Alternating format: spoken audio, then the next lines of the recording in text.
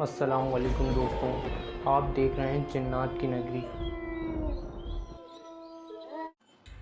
یہ سچا واقعہ پاکستان میں رہ رہے سہیل کے ساتھ پیش آیا اور یہ سچی کہانی پر بیسڈ ہے۔ یہ بات سال 1950 کی ہے۔ آزادی کو 3 سال ہو چکے تھے۔ سہیل کے ابو ایک برٹش فوج میں تھے اور وہ حیدرآباد میں پوسٹڈ تھے اور آج جو پوری فیملی کے ساتھ پاکستان آ رہے تھے۔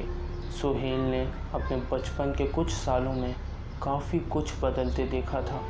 جو لوگ ایک دوسرے کے ساتھ کندھے سے کندھا ملا کر چلا کرتے تھے، ان میں سے کئی لوگوں کو اپنا ملک چھوڑ کر جانا پڑا۔ سہیل نے بھی نہیں سوچا تھا اسے حیدرآباد چھوڑ کر پاکستان جانا پڑے گا۔ وہ سب کو وہاں ہی رک جانے کے لیے منانا چاہتا تھا، پر ہمیشہ سے ڈسپلین میں رہنے والا سہیل، اور وہ کسی کو کچھ نہ کہہ سکا اور اپنی ساری یادیں سمیٹ کر اپنے نئے گھر کے لیے اپنی فیملی کے ساتھ روانہ ہو گیا۔ سہیل پاکستان کے ایسٹرن ایریا کے ایک چھوٹے سے گاؤں میں اپنی فیملی کے ساتھ رہنے آ گیا۔ ابا نے ایک ایسی جگہ گھر بنایا جہاں پارٹیشن سے پہلے ہندوؤں کا ایک شمشان گھاٹ تھا۔ گاؤں کے لوگوں نے انہیں وہاں گھر بنانے سے کافی مرتبہ منع کیا، مگر انہوں نے ان گاؤں والوں کی بات نہیں مانی اور وہاں پر انہوں نے اپنا گھر بنا دیا۔ ہمیشہ چپ رہنے والے سہیل کو یہ کیا پتہ تھا کہ یہ نیا گھر اسے بچپن کی کچھ عجیب ہی یادیں دے جائے گا۔ کچھ ٹائم بعد سہیل کو اپنے گھر میں کچھ عجیب و غریب چیزیں سنائی اور دکھائی دے رہی تھیں۔ وہ اپنے دوستوں سے دور اپنے آپ کو بہت اکیلا محسوس کرتا تھا، لیکن اس کے گھر کا باغیچہ اسے بہت پسند تھا اور وہ وہاں شام کو کھیل کر خوش ہو جایا کرتا تھا۔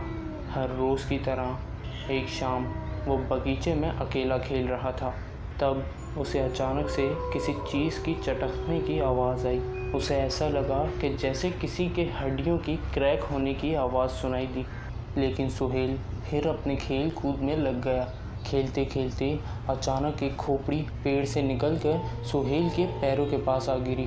سہیل اس کھوپڑی کو دیکھ کر زور سے چلایا اور پیچھے کی طرف گر گیا۔ سہیل کسی طرح اٹھ کر بھاگتے بھاگتے اپنے کمرے میں پہنچا۔ جب اس نے کھڑکی کی طرف جھانک کر باغیچے کی طرف دیکھا اور وہ حیران رہ گیا۔ وہ کھوپڑی تیزی سے گول گول گھوم رہی تھی اور آہستہ آہستہ رینگتے رینگتے وہ ایک پیڑ کے پیچھے غائب ہو گئی اور آہستہ آہستہ اس نے باغیچے میں جانا ہی بند کر دیا۔ اس کے کچھ دن تک جب بھی اندھیرا ہوتا تو سہیل ڈر کے مارے اپنی بیڈ پر جا کر لیٹ جاتا تھا۔ کبھی کبھی جب لائٹ چلی جاتی تھی تب ایک عجیب سی خاموشی میں اسے اپنے باغیچے سے ہڈیوں کی کڑکنے کی آوازیں سنائی دیتی تھیں اور وہ ان آوازوں کو سن کر ڈر کے مارے سو نہیں پاتا تھا۔ ایک رات پھر سے کچھ ایسا ہی ماحول بنا۔ اس رات بجلی نہیں تھی اور اس رات صرف خاموشی ہی خاموشی تھی۔ سہیل اپنے کمرے میں سونے کی کوشش کر رہا تھا۔ ابھی وہ سو ہی رہا تھا کہ اسے اچانک سے لگا اس کے کمرے کے فرش پر کوئی چیز رینگ رہی ہے۔ جب اس نے اٹھ کر نیچے فرش پر دیکھا وہ سن پڑ گیا۔ اس رات کی ہلکی سی روشنی میں اس نے دیکھا وہی کھوپڑی جو کھوپڑی اس نے باغیچے میں دیکھی تھی، وہ رینگتے ہوئے اس کے پاس آ رہی ہے۔ اس واقعے کے بعد سہیل کو کئی بار عجیب و غریب چیزیں دکھائی دیتی تھیں، لیکن سہیل نے اپنے پیرنٹس کو یہ بات نہیں بتائی۔ وہ نہیں چاہتا تھا کہ وہ اپنے پیرنٹس کو یہ بات بتائے۔ 1 مہینے بعد جب سہیل کے ابو کو ایک نیا کمرہ بنوانا تھا، انہوں نے اس باغیچے کے کئی پیڑ کٹوا دیے تھے۔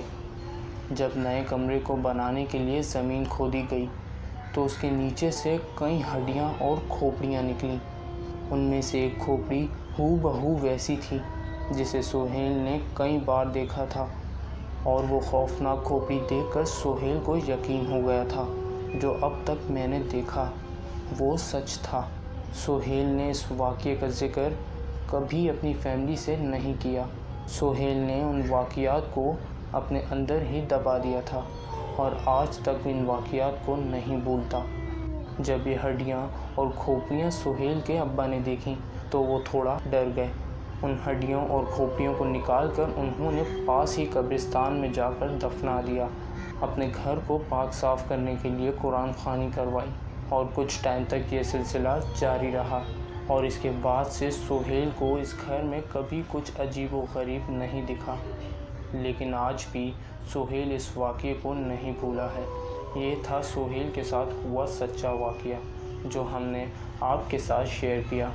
اگر آپ چینل پر نئے ہیں تو ہمارے چینل کو سبسکرائب کرنا مت بھولیے گا اور بیل آئیکن کو ضرور پریس کر دیں تاکہ ہر نیو آنے والی ویڈیو کا نوٹیفیکیشن آپ کو سب سے پہلے مل جائے۔ Thank you for watching this video.